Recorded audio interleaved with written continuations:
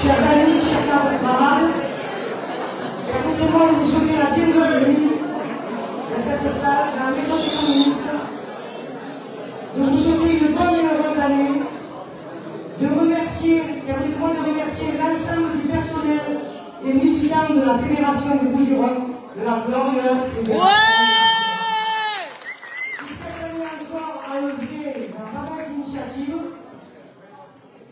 qui s'est levé le ventre, comme on dit chez nous, pour que plusieurs événements, initiatives, qu'elles soient nationales, ou locales, ou départementales, puissent se tenir. Je tiens à les remercier toutes et tous pour leur fidélité, pour leur engagement. On sait qu'en 2024, ils vont remettre ça, et on compte sur vous aussi pour renforcer les rangs des militants acteurs de notre fédération.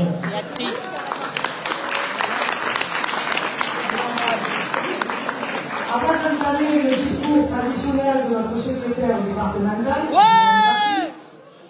je tiens à remercier Hassan Rakeoum, secrétaire général du mouvement de la jeunesse communiste de France, de s'être déplacé et de venir rejoindre là à la tribune. On peut le remercier, sachant que la ici qui s'est renversé départementalement. Beaucoup de membres sont présents. Et tout de suite, je passe la parole à Hassan pour quelques mots. Merci Hassan.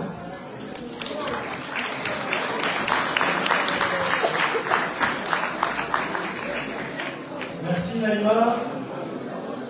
Chers amis, chers camarades, merci à Jérémy Baki et aux communistes des Bouches-du-Rhône pour l'invitation. Merci et je le dis sincèrement, puisqu'en tant que Toulousain en exil à Paris pour bosser pour la JC, mais je suis peu prêté sans option d'achat. Et donc dès que je peux descendre dans le sud, j'accepte toujours avec plaisir. Donc merci beaucoup aux communistes des Bouches-du-Rhône pour l'invitation. Plus sérieusement, je voulais commencer par formuler des vœux de paix et de fraternité entre les peuples pour 2024.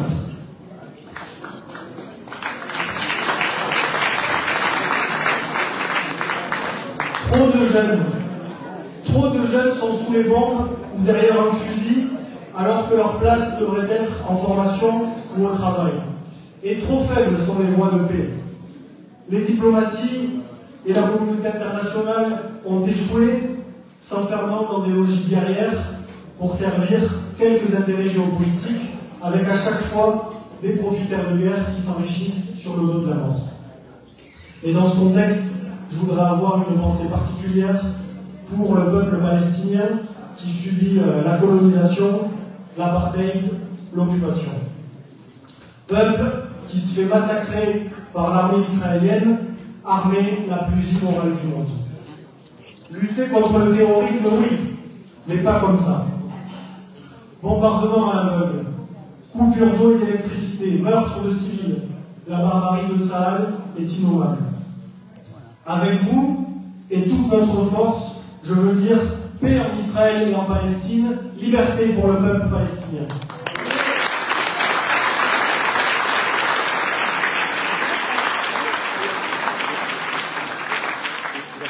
Ce n'est pas une guerre, c'est une puissance coloniale qui prive un peuple de sa souveraineté, qui occupe illégalement des territoires, qui assassine impunément avec le soutien des États-Unis, le silence complice des grandes puissances ou des condamnations très timides dans le meilleur des cas. Une autre diplomatie est pourtant possible. Les jeunes communistes se battent depuis bientôt 30 ans pour que la France reconnaisse l'État palestinien à côté de l'État israélien sur les frontières de 1976. Et quand bien même les caméras du monde entier commenceraient à détourner le regard de Gaza et en Cisjordanie, nous continuerons de porter une voie de paix, une solution à deux États, seule solution viable pour une paix juste et durable en Palestine et en Israël.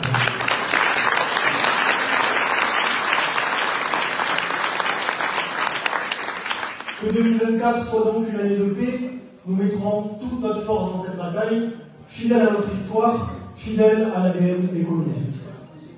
En plus de la paix, je souhaite évidemment à la jeunesse, aux salariés, à l'ensemble des travailleuses et travailleurs, aux communistes des Bouches-du-Rhône de belles victoires en 2024, ici, dans les Bouches-du-Rhône de la France.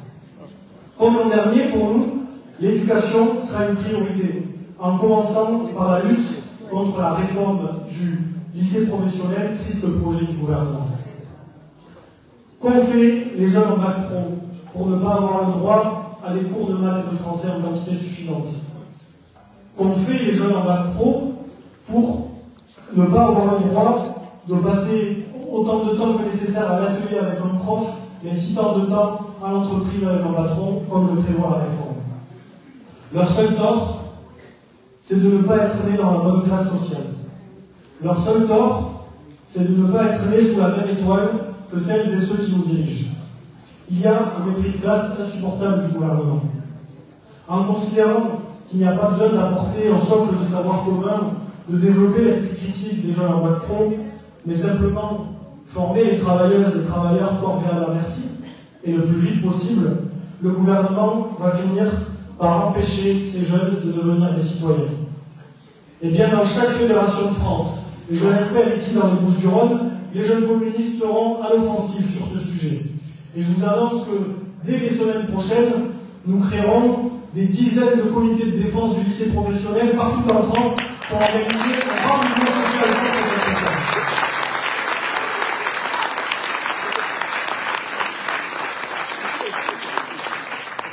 En 2024, nous continuerons aussi à nous mobiliser auprès des jeunes travailleurs et des jeunes travailleuses. Avec notre campagne pour la dignité au travail, nous continuerons de battre pour des salaires dignes et des contrats stables. Notre génération veut du boulot. Notre génération veut choisir son travail et y mettre du sens. Et en sortant le travail des logiques capitalistes, il est possible d'avoir une société où on bosse pour créer des richesses, pour répondre à nos besoins collectifs, mais aussi pour se réaliser. Et nous n'avons pas peur de le dire. Comment on est arrivé là?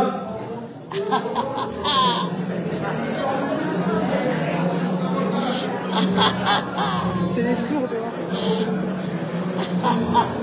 J'en profite pour voir le boulot.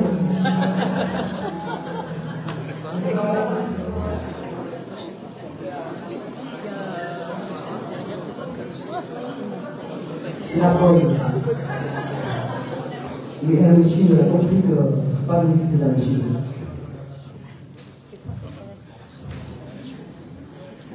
Excusez-nous.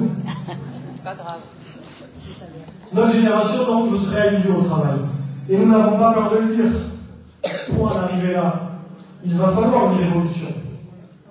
Et c'est pour ça que nous tâchons d'organiser le plus de monde possible pour obtenir le rapport de force qui permettra d'arracher de grandes transformations sociales dans le pays. Être révolutionnaire, c'est être condamné à être majoritaire. Être révolutionnaire, ce n'est pas forcément mettre Marx et Lénine à toutes les sauces. Être révolutionnaire, c'est pas jouer au bingo marxiste.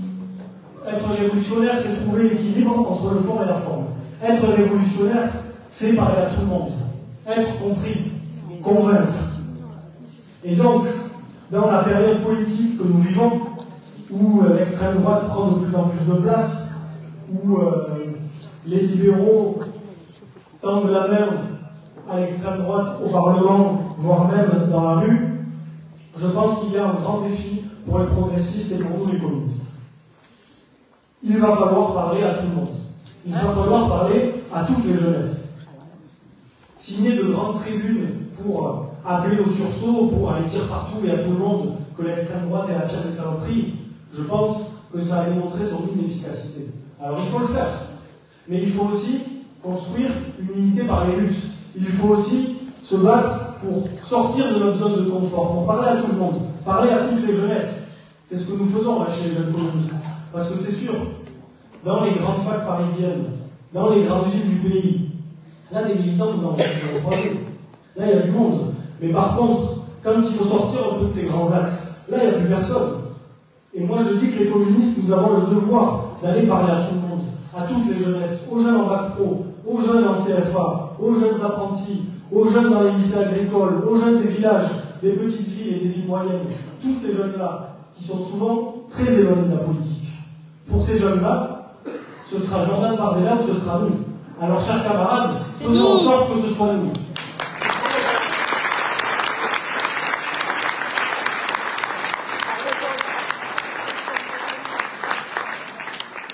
Parlons à tous les jeunesse, c'est comme ça que nous ferons reculer l'extrême droite.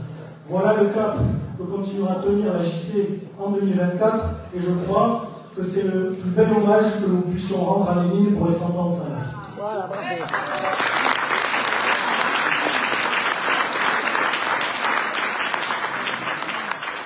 2024, ce sera aussi une année électorale. Les élections européennes vont marquer la vie politique. Et donc, pendant un moment, nous parlerons de l'Union européenne et de ses institutions qui oppriment les peuples d'Europe, qui ont toujours été pensés comme un outil au service des puissants, comme un outil au service du capital. Et face à cette Europe libérale, nous devons construire tout autre chose. Il faut construire de nouvelles coopérations. Et qui de mieux que le Parti communiste pour parler de souveraineté, de services publics, de travail, d'industrie, de démocratie, de féminisme, d'énergie, du ferroviaire, de tous ces sujets importants pour la jeunesse, importants pour les communistes et leurs partenaires et qui nous tiennent à cœur en JC. Et sur l'Europe, il va falloir qu'on se le dise, ensemble. La gauche française n'a pas su défendre les travailleuses et les travailleurs. Pour dire non aux traités, le Parti communiste et quelques-uns se sont souvent retrouvés seuls, pour ne pas dire tout le temps. Et en 2024, je suis convaincu qu'avec Léon Desfontaines, le Parti communiste arrivera à parler de nous, arrivera à parler de notre classe. Un Parti communiste qui est en dynamique, qui se rajeunit et qui compte à gauche dans le pays. Alors, jusqu'au 9 juin, mettons toute notre force dans la bataille. Renvoyons les communistes au Parlement européen, faisons gagner nos idées.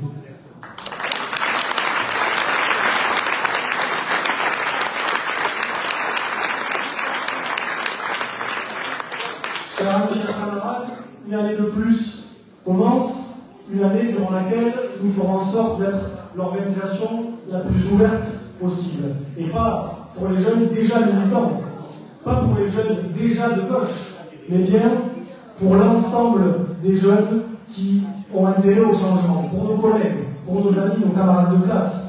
Et donc, rassemblons toutes celles et ceux qui le souhaitent et qui veulent de grandes transformations sociales dans le pays, sans tomber dans une course à la prétendue radicalité ou à l'outrance. Chers amis, chers camarades, je nous souhaite donc du courage, de la force, je nous souhaite collectivement des victoires politiques, et je nous souhaite, même si on le sait, parfois c'est pénible et épuisant, je nous souhaite de nous régaler en 2024 et de prendre du plaisir dans notre militantisme. Continuons de renforcer le mouvement, vive le PCF, vive le mouvement Jeune Communiste de France.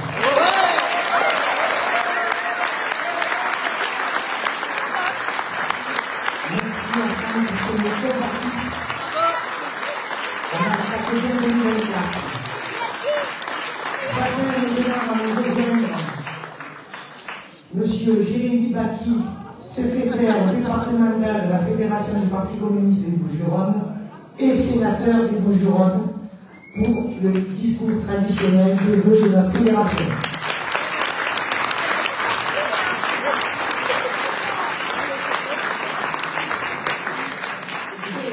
J'ai bien fait de venir ce soir, c'est la première fois en 10 ans que Naïma m'appelle monsieur. Je reviendrai. Écoutez, bonsoir à toutes et à tous. Je voulais vous remercier évidemment d'être là, excuser toutes celles et tous ceux qui, pour des raisons d'actualité, ont été en difficulté de venir, notamment du nord du département, pour un certain nombre d'entre eux. Je voudrais du coup commencer par saluer les présents. Je voudrais remercier de sa présence mon ami le consul du Vietnam, Dr Zengel,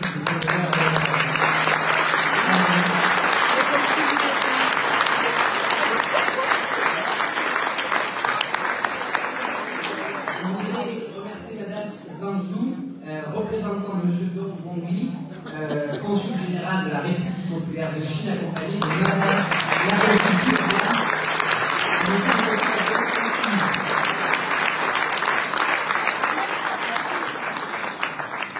Je voudrais excuser parce qu'il m'a dit qu'il serait là, mais ça semblait compliqué. Je Alors, si je ne le vois pas, mais j'excuserai son absence, monsieur le consul général d'Algérie, Imen Selania, qui devait être parmi nous, qui nous rejoindra, je ne sais pas.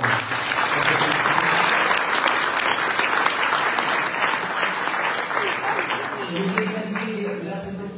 Il y a un petit retour. Je voudrais saluer la présence de nos maires, Laurent Bensola, maire de Port-de-Bouc, que j'ai vu. Bonjour, maire de Rome.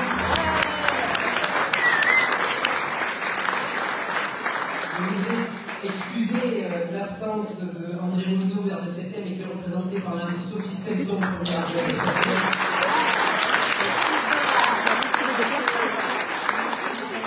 Également excuser l'absence de Benoît Payan, maire de Marseille, représenté par nos camarades Audrey Garrido et Jean-Marc Cocola.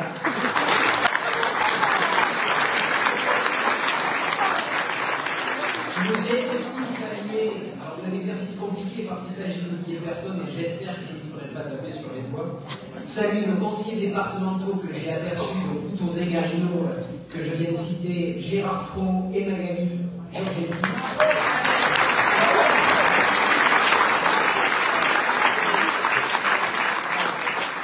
Je voudrais ensuite saluer les élus, et je le ferai nominativement en m'excusant si par malheur j'oublie quelqu'un, de la ville de Marseille et du département, qu'ils soient communistes ou non. Je voudrais saluer la présence de Marie Latour, Audrey Dacian, Patrick Amico, Samy Desclerc, Sophie Correct. Je voudrais également saluer Paris la présence de Sophie Camard, maire du centre-ville de Marseille.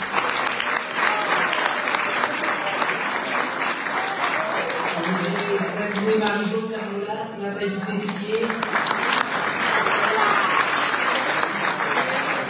Nathalie Beauvais, Joël Calicat, que j'ai aperçu également, Carlos Delbus, Sylvie Laurent, Jean-Frédéric Jean, David Bersani, Gérard Louis, Albert Nicolas. Je voudrais également saluer Caroline Chevet, secrétaire départementale de la FSU.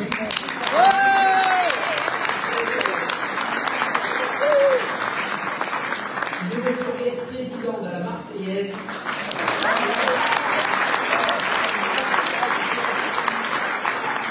Pierre Zeki, président délégué du mondial à pétanque de la Marseillaise. Saluer l'absence de femmes solidaires et excuser l'absence d'Alain Tarsandi. Je voudrais enfin saluer nos partenaires politiques, Daniel Leuf pour GLS, Antoine Cortès pour le Parti Socialiste, Pierre Joël mouvement des progressistes, des représentants de classe publique que j'ai aperçus, et également des excusés de Génération S, vous pouvez être parmi nous. Chers amis, chers camarades, avant toute chose, je vous disais merci. Merci d'être là, d'être si nombreuses et si nombreux. Chaque année, ces vœux sont aussi un moment politique important. Une occasion de se retrouver entre communistes et avec nos partenaires des autres forces politiques de gauche et écologistes et syndicales que je viens de citer. Une fraternité toujours plus nécessaire dans la période que nous vivons. Une période marquée par la montée des périls, et cela à tous les niveaux. 2023 aura été une année bien sombre pour notre planète, avec de nombreuses catastrophes climatiques et environnementales. Autant de signes évidents du dérèglement causé par un système économique de prédation des biens communs naturels. Que ce soit avec les terribles incendies en Algérie, les inondations dévastatrices en Libye ou le tremblement de terre au Maroc, le bilan humain fut terrible et nous appelle à un devoir de solidarité inconditionnelle. 2023 aura aussi vu se poursuivre la montée des idées réactionnaires, racistes et xénophobes, au plan international tout d'abord. Mais comme si les catastrophes naturelles ne suffisaient pas, des dirigeants politiques criminels ont accablé l'humanité de conflits sans fin, par soif de conquête, de profit ou pire encore, par pure haine de l'autre. La guerre s'est ainsi poursuivie en Ukraine avec son bilan macabre sans cesse croissant, avec des populations civiles qui en paient le principal coût. Comment supporter après les terribles conflits du passé que l'esprit de conquête impérialiste continue toujours de mettre en péril la paix sur notre continent. Un continent qui a déjà tellement souffert? Comment supporter que des questions de frontières génèrent autant de massacres, de déplacements de civils, de vies brisées? Le nationalisme que nous pensions définitivement discrédité après les atrocités des derniers conflits mondiaux continue de pourrir les cerveaux, les cœurs et la raison de celles et ceux qui ont en charge la destinée de trop nombreux pays. C'est dans ce contexte que le niveau d'atrocité a encore, hélas, franchi un palier le 7 octobre 2022. Une date qui restera comme une tache de sang et d'infamie dans l'histoire. Des civils, des armées, des enfants, des vieillards, des femmes, des ancêtres ont été tués, mutilés, leurs dépouilles profanées, pour la seule raison qu'il s'agissait de personnes juives. Le choc et l'atteinte à la dignité humaine furent terribles et provoquèrent une unanime réprobation mondiale. Car là aussi, le fascisme n'est pas loin. Le Hamas, loin d'être une organisation de résistance, est une organisation religieuse voulant instaurer la charia en Palestine. Depuis de nombreuses années, d'ailleurs, le Hamas élimine physiquement tous les opposants progressistes qui croisent sa route. Nos camarades israéliens et palestiniens en savent quelque chose. Je vais vous dire, lorsque l'on tue un bébé, comme ce fut le cas, ce n'est sûrement pas pour les actions de ce bébé, ni pour ce qu'il pense, ni pour ce qu'il est supposé accomplir comme action dans les années à venir. Non, lorsqu'on le tue, c'est uniquement pour ce qu'il est, c'est-à-dire juste. Et si nous devions, comme certains l'ont fait, faire un parallèle avec la Seconde Guerre mondiale, je vous le dis, ce n'est sûrement pas du côté de la résistance qu'il faudrait chercher des similitudes, mais plutôt dans le camp d'en face. Très bien, bravo. Nous, communistes,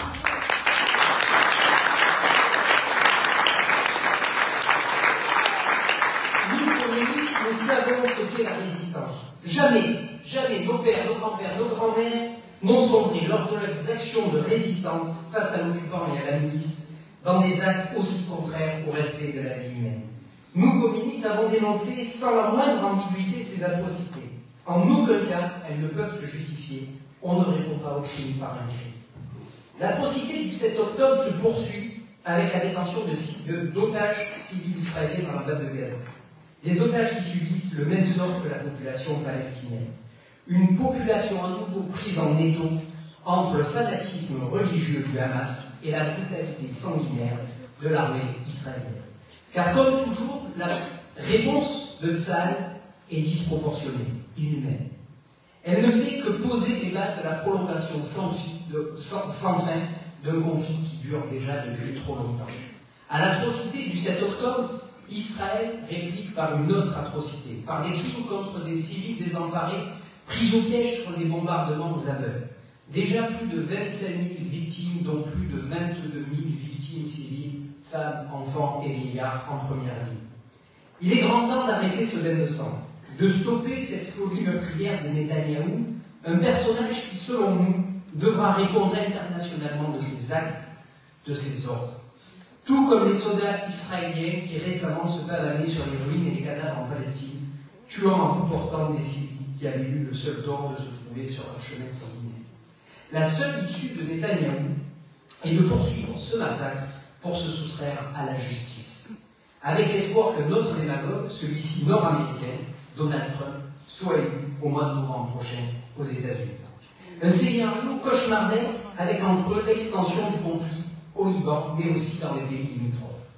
Face à cela, la France, l'Union européenne, doivent peser de tout leur poids pour faire cesser au plus tôt ce conflit, pour imposer aux deux parties les bases d'une paix durable.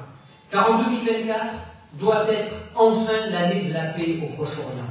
Ce doit être l'année de la proclamation d'un État palestinien coexistant pacifiquement avec Israël et avec Jérusalem-Est comme capitale. C'est la position défendue par notre parti depuis 1967 et c'est celle que nous continuerons inlassablement de défendre.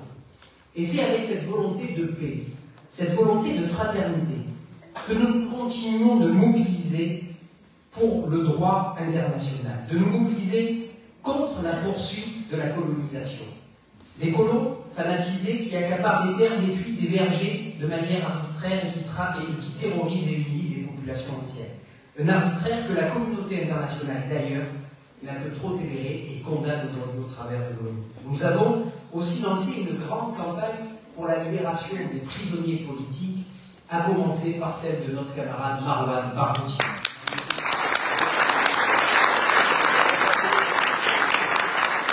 Ceci est le seul chemin vers la paix. Face à cela, notre idéal communiste, révolutionnaire, fraternel, doit réaffirmer son internationalisme. Oui, nous déclarons toujours, comme le fit Jean Jaurès en son temps, la guerre à la guerre et à tous les nationalismes.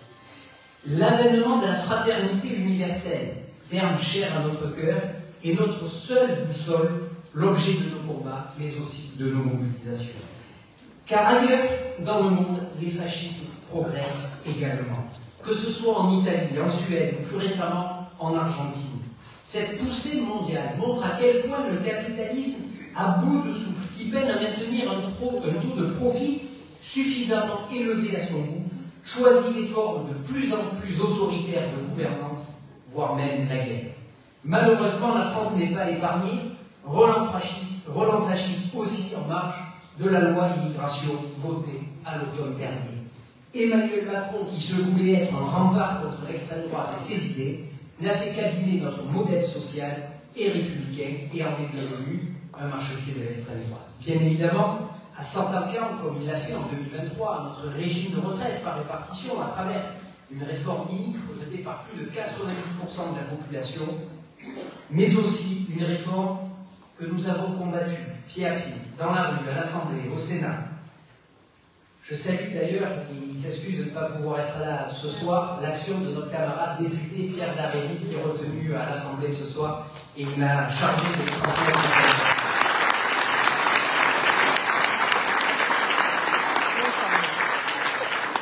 Une réforme qui nous a été imposée en tordant le bras à la démocratie, mais aussi à nos institutions républicaines. Malgré ce passage en force, il convient de saluer la capacité intacte de mobilisation et de résistance des Français et des Françaises face à la casse de notre modèle social.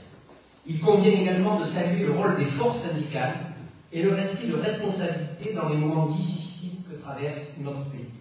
Ce fut à nouveau le cas dimanche dernier lors de la manifestation contre la loi immigration. Une loi immigration qui signe un triste épisode pour notre pays et un signal d'alerte très fort de la montée des idées racistes et xénophobes dans notre pays. Un épisode qui a montré la très forte porosité entre les idées portées par le Front National depuis 40 ans et désormais la droite qu'on appelait encore hier droite républicaine. Comment aurions-nous pu imaginer que des concepts aussi contraires à notre histoire, tels que la préférence nationale, soient transcrits dans la loi avec la balle des plus hautes autorités de l'État?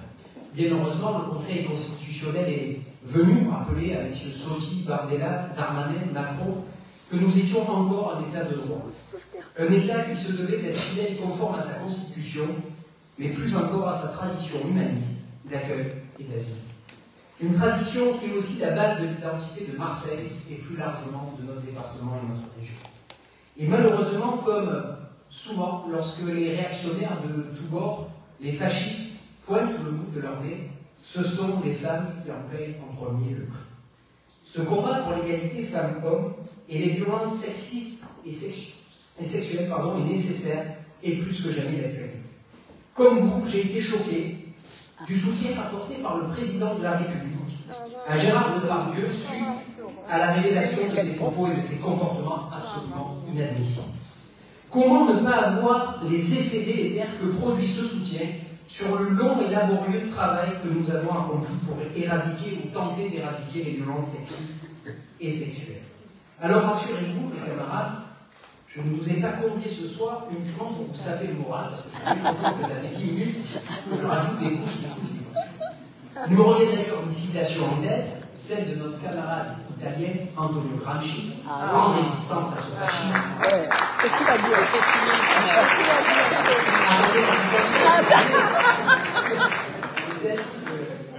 Qui disait: je suis pessimiste par l'intelligence, Ouais. mais optimiste par la volonté. Voilà, Et je crois que c'est là où nous en sommes en réalité. Aussi, je vous propose de faire de 2024 une année au service de l'action, car notre volonté est là. Elle est plus forte que jamais. Tout d'abord, faisons de 2024 une grande année de fraternité et de solidarité internationale. J'évoquais l'ensemble des conflits auxquels nous devons faire face. de solidarité avec tous les pays, bien évidemment, que j'ai cités, mais aussi de solidarité concrète avec Cuba, bien sûr, qui résiste toujours à la pression économique et militaire des États-Unis.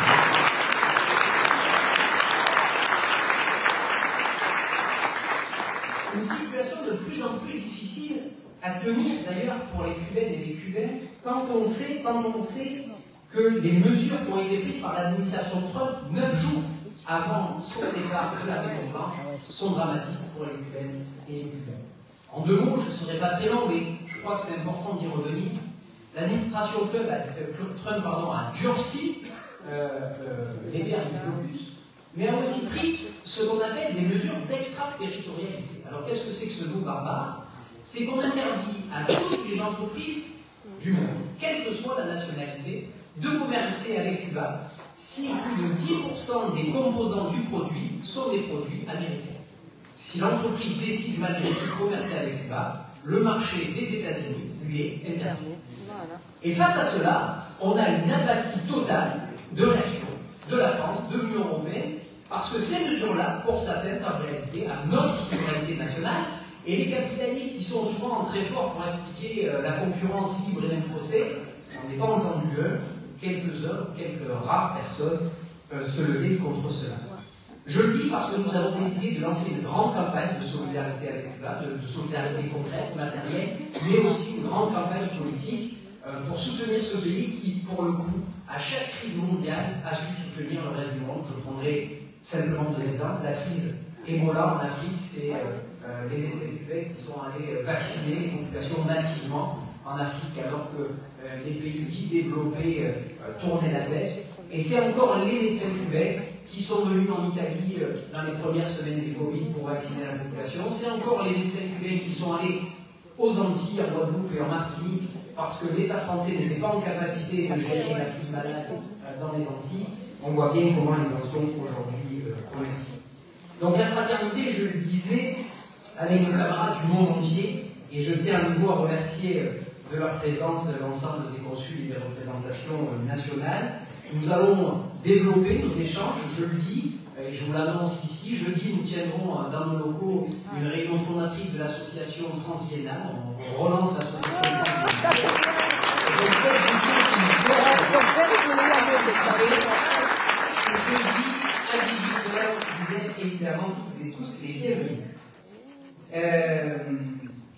Je voulais aussi saluer, nous avons eu l'occasion la semaine dernière d'accueillir dans notre fédération une députée israélienne communiste, Aïda Touma Suleiman, qui est une farouche opposante à Benjamin Netanyahou. Et je crois que les camarades qui étaient présents ont tous été extrêmement touchés par ce discours, à la fois un discours très ferme contre les fascistes, d'où qu'ils soient, et à la fois un discours de paix profond qui nécessite, de mon point de vue, que l'on poursuive dans cette voie-là. En tout cas, je crois que c'est ça la vocation de notre parti, de notre fédération, c'est de pouvoir créer des passerelles entre des gens qui ne se parlent plus ou entre des gens dont on voudrait qu'ils ne se parlent pas. Et je crois que c'est ça, nous avons en partie réussi et nous devons continuer.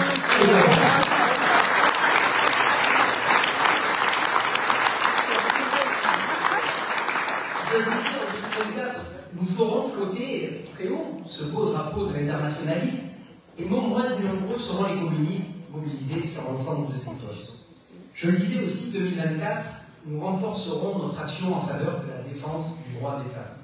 Je parlais de l'épisode de Gérard Depardieu tout à l'heure, mais l'année 2023 a encore été marquée par plus de 94 féminicides et l'année 2024 a terriblement commencé avec déjà 11 actes de féminicide recensés. Cette atroce litanie doit prendre fin et entendre qu'au-delà des effets d'annonce, des moyens, 3 milliards, c'est ce qu'on réclame, puissent être apportés pour accompagner, protéger les victimes, mais également en matière de prévention et d'éducation.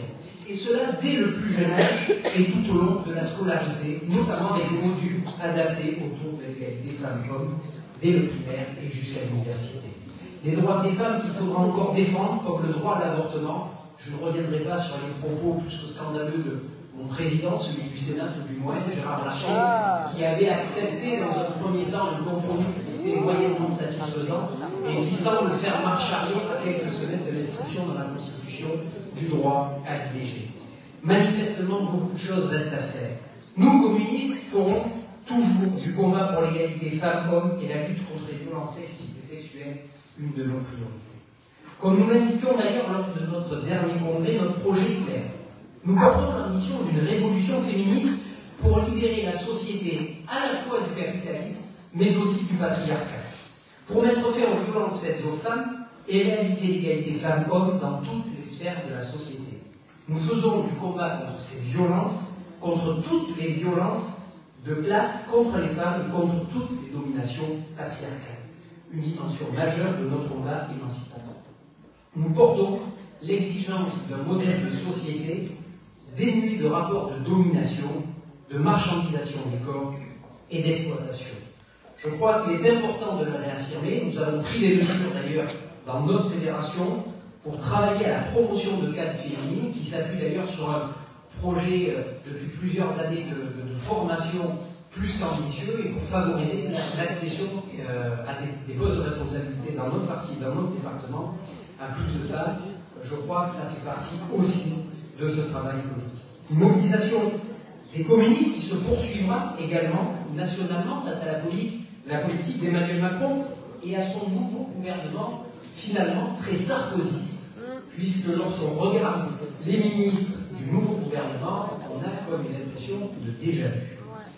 Je vous le disais, on va annoncer que nous serons, je suis heureux de vous annoncer que nous serons plus nombreuses et plus nombreux en 2024 pour porter ces combats, car l'année 2023 aura vu notre fédération se renforcer considérablement avec près de 200 nouveaux adhérents et adhérents.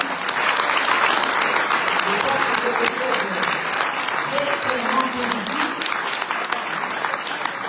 essentiellement des syndicalistes et des femmes en nombre également. Amplifions cette dynamique, car j'ai l'intime conviction que nous pouvons faire encore mieux. En témoignent déjà les chiffres d'adhésion de ce mois de janvier 2024. Je le disais, les sujets sont nombreux. Accroissement des inégalités, casse du service public, de l'école de la République. Excusez-moi, je ne vais pas faire long sur la ministre de l'Éducation nationale qui aurait compte à dire. L'éducation privée. Le sujet du pouvoir d'achat, de la cohésion nationale ou encore du monde paysan. Oui, situation complexe que nous connaissons et qui défraie les chaînes d'infos toute la journée depuis quelques jours. Un monde paysan déjà sur la brèche avec de nombreuses mobilisations et qui se sont déployées sur l'ensemble du territoire et qui ont contraint en quelques jours le gouvernement à prendre des mesures significatives. Des mesures, d'ailleurs, je rappelle, qu'il était, selon le gouvernement, totalement incapable de tenir encore 2 ou 3 jours avant. Le Parti communiste est venu en soutien de ce mouvement dès son démarrage, car il était conscient du croisement, finalement, de toutes les problématiques et des questions auxquelles le monde paysan est confronté.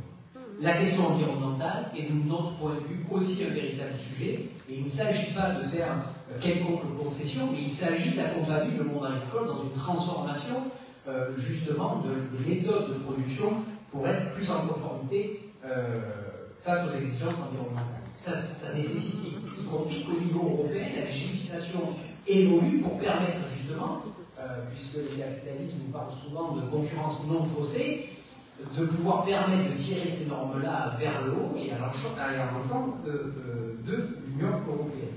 Mais la question sociale n'est évidemment pas très loin, puisque le monde agricole aujourd'hui, hors subvention, à part quelques riches exploitants, a extrêmement de mal à vivre, puisque les salaires sont inférieurs au SMIC pour 70 heures en moyenne de travail. La question de la répartition des richesses, avec l'accaparation des marges par les industriels et les grands barreaux de la distribution, est au cœur de ce combat. En fait, la question alimentaire, avec le paradoxe intolérable de notre pays, grande puissance agricole dans lequel un nombre croissant de familles n'ont plus les moyens de se nourrir correctement. Des restrictions alimentaires qui touchent aussi tout particulièrement les étudiants, les jeunes. Je ne reviendrai pas sur les propos de mon camarade Hassan, que je remercie encore une fois d'avoir accepté d'être avec nous ce soir. Merci Hassan.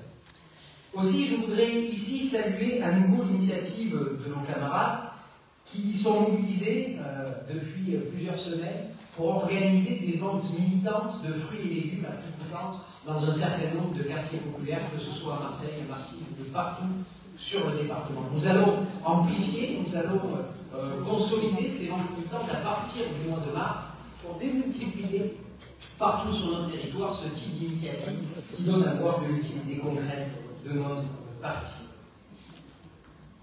Face à cela, nous avons bien vu que la situation, malgré tout, continuait d'être extrêmement compliquée. J'ai, notamment à Marseille, à l'appui d'un certain nombre d'organisations militantes et associatives, nous avons décidé sur des sujets extrêmement complexes, celui du trafic, notamment celui des violences liées au narcotrafic, d'interpeller les pouvoirs publics. Nous avons décidé, avec mes collègues sénateurs, Marie-Arlette Arlotti et Guy Benaroche, d'être porteurs d'une proposition de la création d'une commission d'enquête sur le narcotrafic en France. Nous avons été entendus, puisque la commission a été créée il y a un mois de cela, et rendra dans les semaines et les mois qui viennent ses premières conclusions. Mais il nous paraissait important de pouvoir rehausser notre niveau d'engagement eu égard à la crise dramatique que nous connaissons dans cette ville, dans ce département, mais aussi à l'échelle nationale. Ce cri, cet appel, je l'ai à nouveau relayé ces derniers jours dans le cadre de l'appel que nous avons nommé l'appel de Marseille, que j'ai co-signé avec Robert Renucci, vous connaissez évidemment tous et tous, acteurs, réalisateurs, metteurs en scène, Pascal Galioté, secrétaire général du syndicat CGT des portuaires, et qui s'excuse puisqu'il est à Paris de ne pas être parmi nous ce soir, et qui, pour les professions portuaires, sont aussi en première ligne face à ces réseaux mafieux, parce que l'une des portes d'entrée de la marchandise est évidemment sur les places portuaires, avec Fana Ralet, responsable du collectif des familles de l'association Conscience, avec Annie Carsanti, présidente des Femmes Solidaires, que j'excuse à nouveau parce qu'on sait que c'est souvent les femmes qui sont en première ligne face à ces trafics-là et qui prennent le plus de risques. Je pense également à Vincent Tarier, professeur à l'hôpital Nord, ou encore Cédric Dernier, professeur au collège André Malraux dans le 13e arrondissement.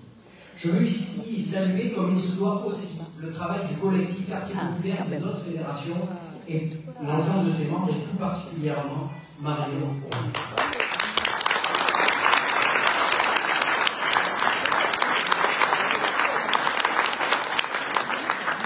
Cet appel doit être entendu. Nous sommes arrivés au bout du bout, à un point de bascule après lequel la généralisation de la violence et la désagrégation d'une large part de la société sont à craindre. C'est un combat de longue haleine que nous continuons ensemble de mener en 2024 et nous n'avons pas d'autre choix que de le remporter car c'est de notre cohésion sociale et nationale qu'il est question. Cet appel est un appel qui part de Marseille mais qui a vocation à avoir une portée nationale. Et pour cause, même si Marseille a été très durement touchée en 2023, 49 narco-homicides, ce sont pas moins de 350 autres narco-homicides qui ont eu lieu en 2023, soit une progression de 57% par rapport à l'année précédente. Pire, la situation ne cesse de se dégrader. En 2009, écoutez bien, le chiffre d'affaires de la drogue en France était estimé à 2 milliards d'euros de recettes. 10 ans plus tard, on est passé à 3,1 milliards d'euros.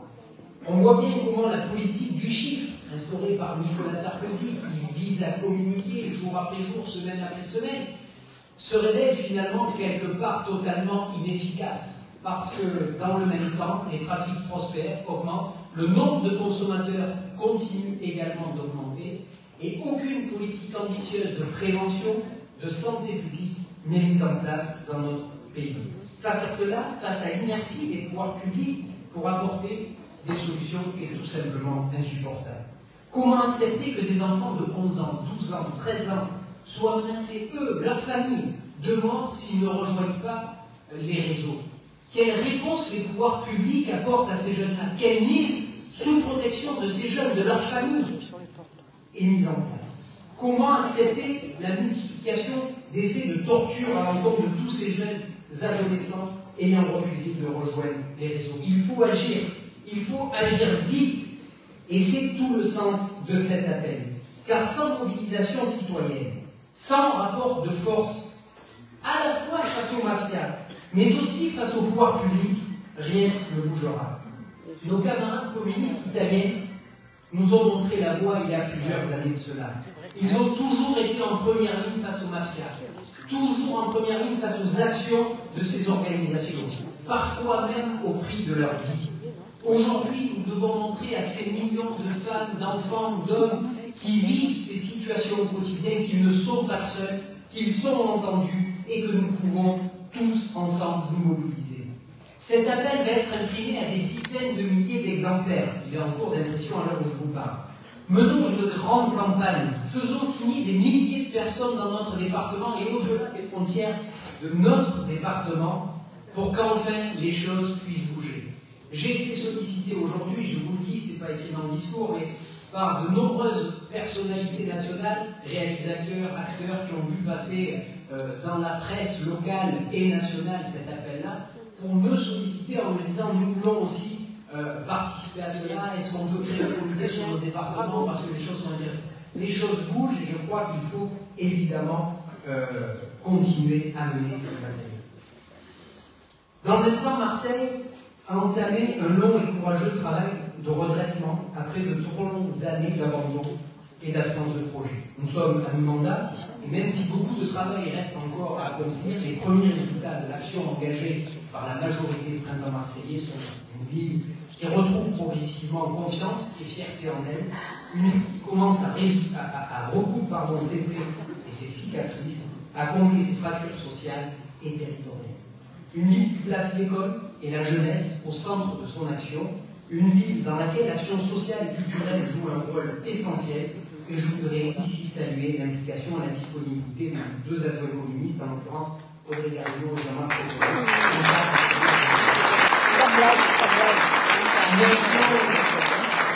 Les communistes à Marseille qui se déploient également en faveur des étudiants, et je voudrais saluer l'action de notre camarade Aurélie de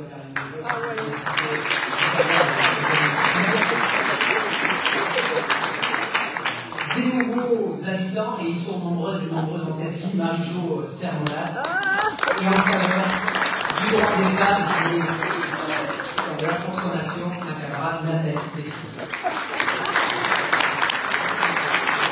Je voudrais aussi saluer l'action de l'ensemble des élus communistes de notre département, que ce soit nos maires, nos conseillers municipaux, nos conseillers d'arrondissement. Je ne les ai pas tous cités ce soir et je sais qu'ils sont nombreuses et nombreux.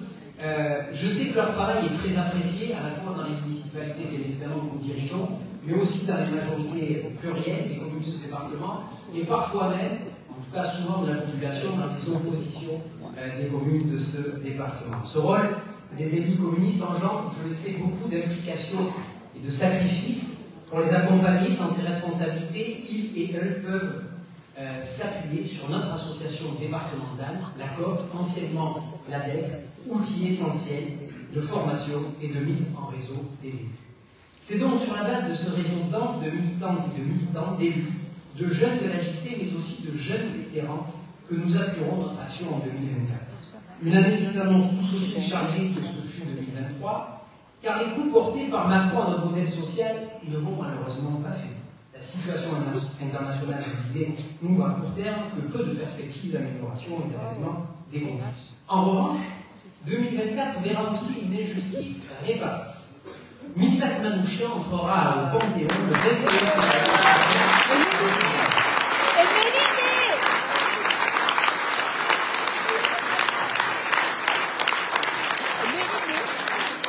C'est une bataille de longues années que nous avons menées avec les parlementaires communistes, les maires et plus largement un certain nombre d'associations. C'est un événement pour notre pays en proie à l'oubli et aux fièvres xénophobes. Oui, face à ce flot d'horreur, il y a des hommes et des femmes qui ont bravé tous les dangers pour que reflue la nuit.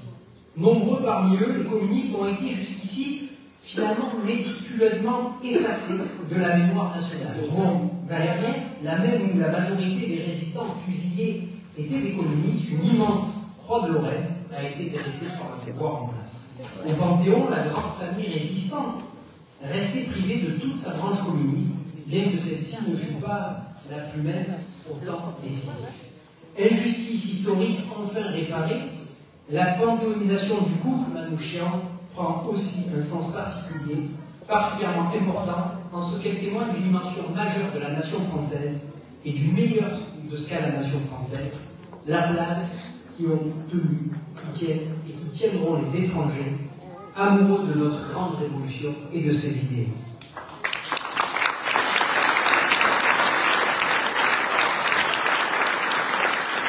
C'est un message essentiel à l'heure d'une xénophobie répandue, âgée continue et dont les effets délétères se font sentir chaque jour davantage. Afin nous aussi d'honorer la mémoire de Missal et de Méliné, mais avec toutes celles et tous ceux également de l'affiche rouge, je vous propose que le 21 février, jour de la panthéonisation, soit rendu à Marseille, devant la stèle de Missal et Michel, un hommage à l'ensemble des membres de la FFE.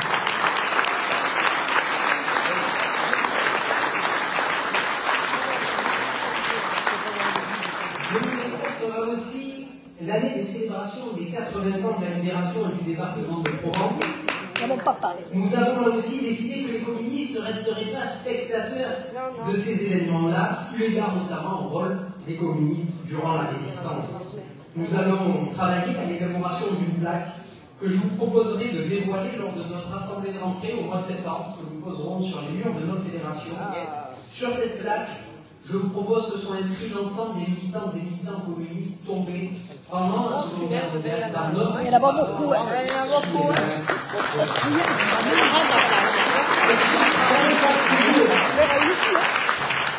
ce travail fastidieux, on a déjà des équipes, je regarde Yann qui doit être dans la salle d'à côté, qui se fait des sueurs froides la nuit, on pense à tout cela. Je vous invite toutes et tous à vous rapprocher de la fédération pour qu'on évite d'oublier un seul nom. Le but, c'est de rendre hommage à tout le monde. On a un vrai travail d'archives, mais on croit aussi à la mémoire vivante des camarades de notre département pour transmettre l'intégralité de ces noms.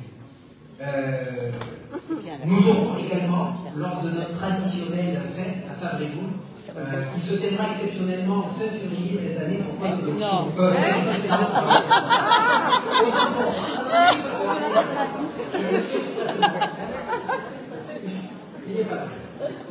fin septembre, dernier week-end de septembre, pour les élections, nous tiendrons là aussi un certain nombre d'initiatives en lien avec ces cérémonies liées à la libération. Ces résistantes et résistants portaient en eux, cheminés au corps des idéaux de justice, d'émancipation, de liberté. Ces combats étaient fruits d'une jeunesse qui se refusait à sombrer dans le fatalisme face au drame de son époque. 80 ans plus tard, notre jeunesse aspire aux mêmes exigences de justice, d'avenir heureux, de liberté et de dignité. Je suis heureux de pouvoir vous annoncer ce soir, je les regarde, que le mouvement des jeunes communistes des Bouches-du-Rhône continue de se renforcer en nombre et politiquement, et je crois qu'on peut les saluer comme on se doit. Ils multiplient les actions en direction des jeunes lycéens, des jeunes étudiants, des jeunes travailleurs. Merci à vous pour votre engagement, pour votre obstination à vouloir changer le monde avec force. Bravo à vous.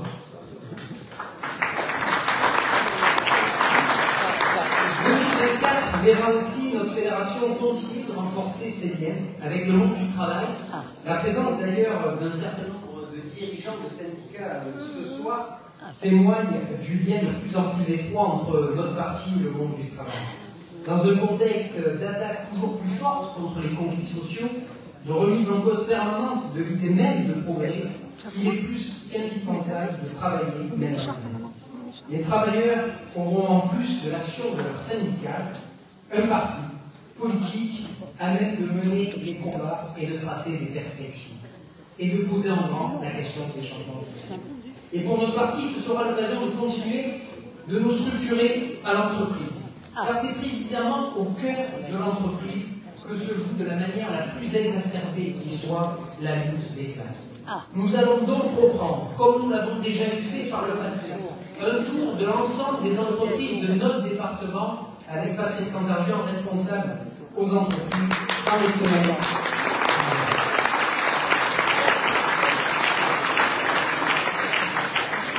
En 2024 aussi, le combat pour la paix sera au cœur de nos mobilisations et de nos préoccupations, tandis que les forces fascistes et d'extrême droite seront en danger. Prêtes à capitaliser les peurs et haines et les conséquences dramatiques des politiques libérales menées en France l'Europe, il en sera fortement question en 2024, année d'élection au Parlement. Une opportunité de faire entrer des députés communistes dans cette citadelle du libéralisme. Une opportunité de faire entrer des députés à l'image de la société, en prise directe avec elle. J'appelle chacune et chacun d'entre vous à bien prendre la mesure de ce rendez-vous démocratique. Donnons à la liste conduite par Léon Desfontaines le maximum d'énergie pour faire et la rivalité. Oui, cette affaire de 2024, une grande année de lutte, de conquête, de victoire pour barrer la route au fascisme et au libéralisme. Une grande année qui redonne espoir en l'avenir à toutes et à tous. Une grande année qui annonce l'avènement des jours heureux pour lesquels nous allons continuer de nous mobiliser et de faire croître notre parti. Alors mes très chers camarades, mes chers et chers amis, je vous souhaite en 2024 toute l'énergie nécessaire pour relever ces défis, pour trouver auprès de vos proches, de vos familles, l'amour, la joie, les moments partagés qui rendent la vie plus belle. Bonne et heureuse année à toutes et à tous. Vive la paix et vive le Parti communiste.